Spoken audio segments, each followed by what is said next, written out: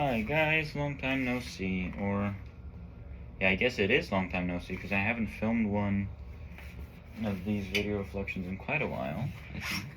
Okay, so to catch you up to speed, alright, let's go one at a time. Let's start with, oh my god, the boiler is it's very prominent, isn't it? Let me catch you up to speed. I'm pretty sure I've told you about Camel COP and the SAT. I think that was on Saturday. Did I tell you about how bad I am at lacrosse? Yeah, I'm terrible at lacrosse, right? So I found this out the hard way when I was in training, and I realized that I sucked. Seriously, I was like the worst guy in all of U20 Korea. It's like, I am surprised I made it into the... I am astounded. Can you shut up? I'm speaking about how surprised I am. Well, I'm guessing it's because they wanted to give me a second chance, plus I'm also a face-off guy. Thank you very much. And I'm going to use that second chance to the full extent, because I'm terrible at it right now. I can't pass without it being angled at 30 degrees, which is not ideal, right? I have a lot of things... Oh, God. Maybe, doing this... No, maybe this laundry premiere was, well, it's too late to go back now, so I don't care. Maybe if this... Okay. If this video gets uploaded in, you know, on a black screen, just know, that it's because I was doing laundry, and, I didn't think about privacy that much, so some of the underwear was, shown on camera. So, if this video is black and you can't see anything, don't panic. It's completely natural. Man, Jasper, you had to make that stupid mistake. You know what? That's fine. That's fine. I'm not worried about it. Why am I in such high tensions today? Well, it's actually really, really simple. And I'll get to that part later. But, okay, so now let's talk about... Now that we've talked about the events, and also, by the way, there's another lacrosse training session on Saturday. I am training at least an hour and a half on lacrosse only, and 3 hours overall per day. So you better bet I am ready as I'll probably ever be, because I do have to allot some amount of time to my academics. Anyway, now that's all the events. Now that I've cut you up with the events, let me tell you about academics. Well, I'll give you the good news first. On one section of the SAT reading, I got 26 out of 27 right. That's a great score. And then the other one I subsequently screwed up completely. Yeah. I'm filming something. Okay. Yeah, so it's pretty loud, so I mean it's pretty late, so I better be quiet. Anyway, I hope I can just make only part of this video dark, and now you can probably see. Hopefully you can see. My god, that was a dumb mistake. Anyway, so moving on to academics. Yeah, so that was the good news and the bad news. Another part of the good news is I'm doing everything else. What do you call that? Consistently. So I'm consistently memorizing words.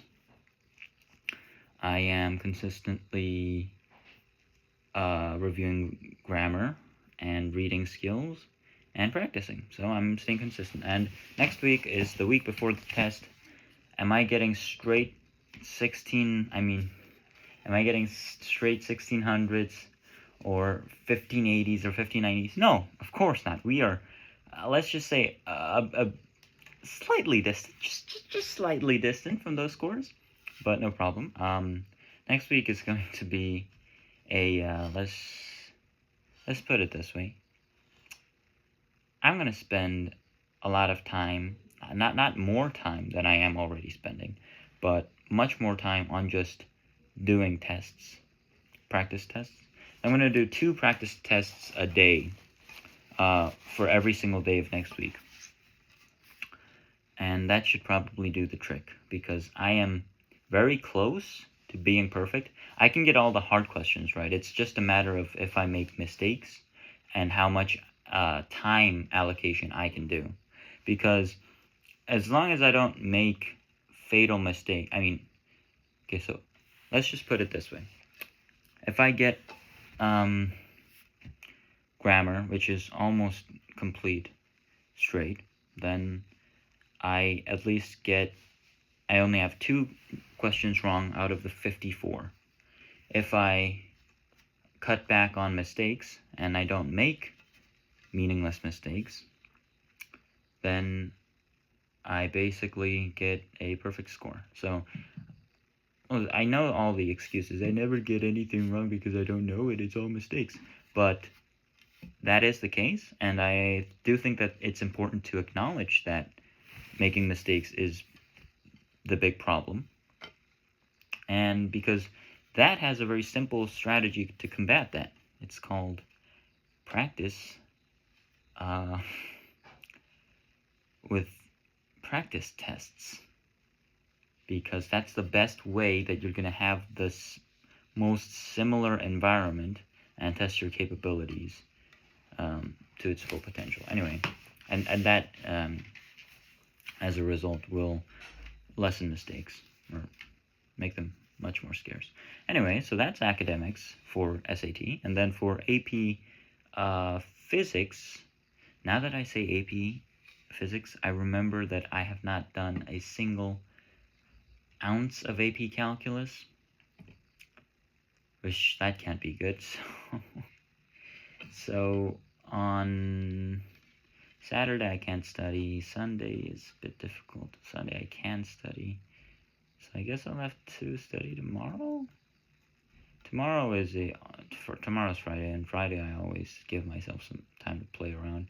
But I guess tomorrow I'll just have to study, and then Sunday we can play around. So that sounds like a deal. So tomorrow, still study day, just like any other day of the week.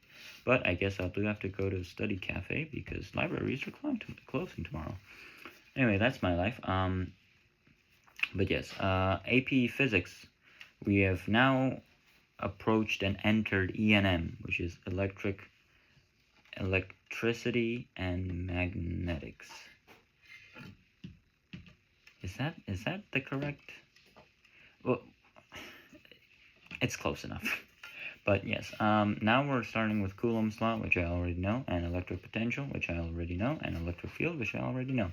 The only thing I don't know is how to calculate the electric field that's being emitted by a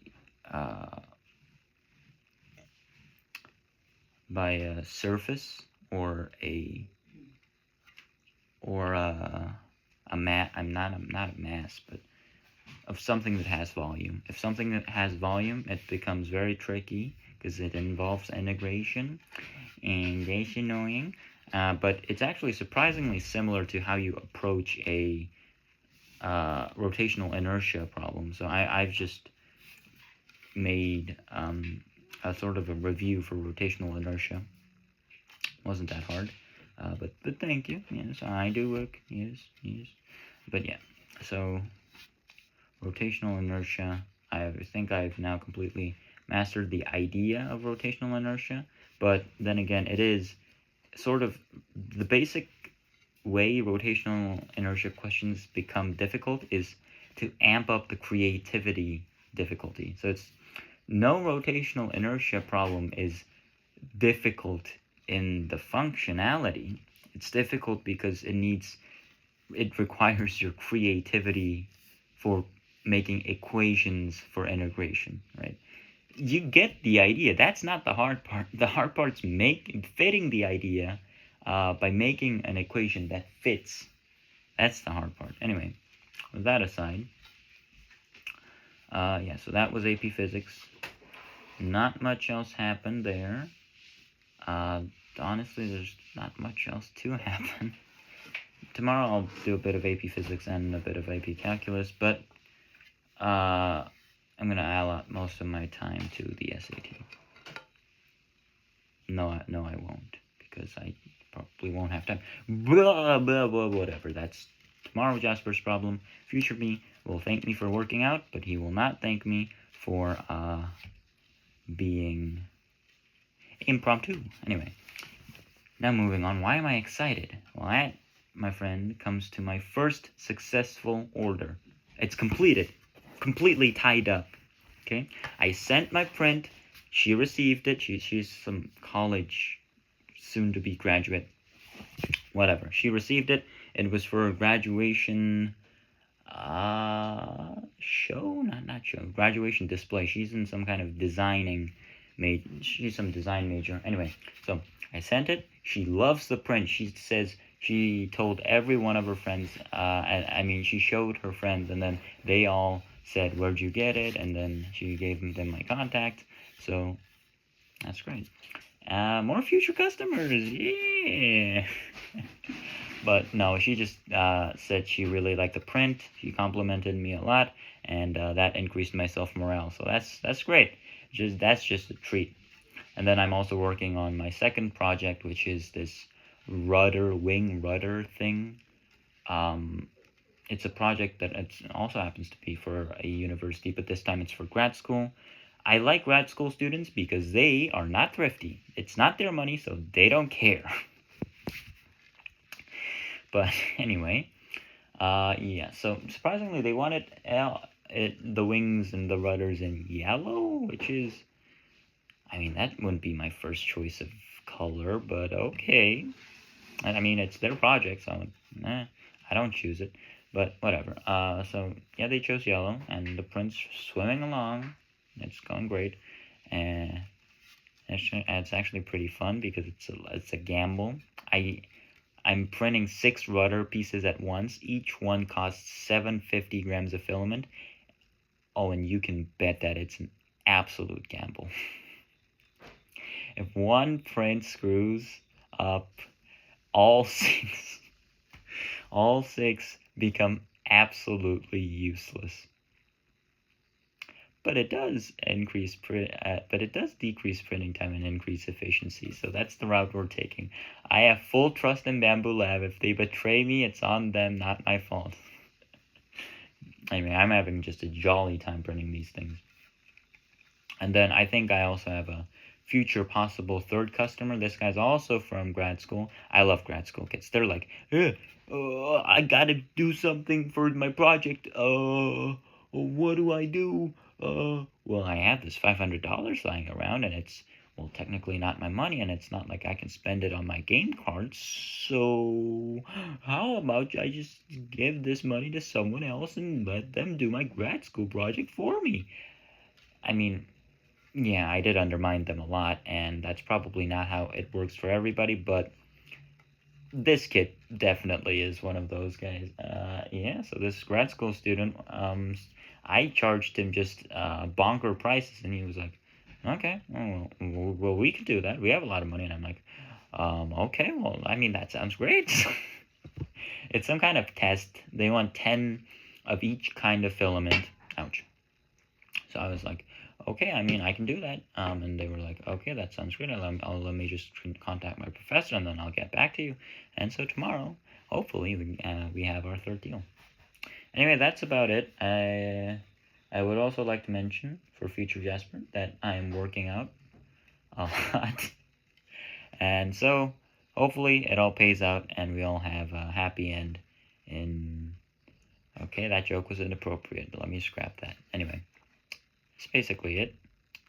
And then I'll prepare for ICAT. I'll prepare the ICAT poster. And then I'll also prepare for Maker Faire, I guess. Yeah, that's it. And, yeah, that's basically it. I'd like to wish you all a happy day. Bye-bye.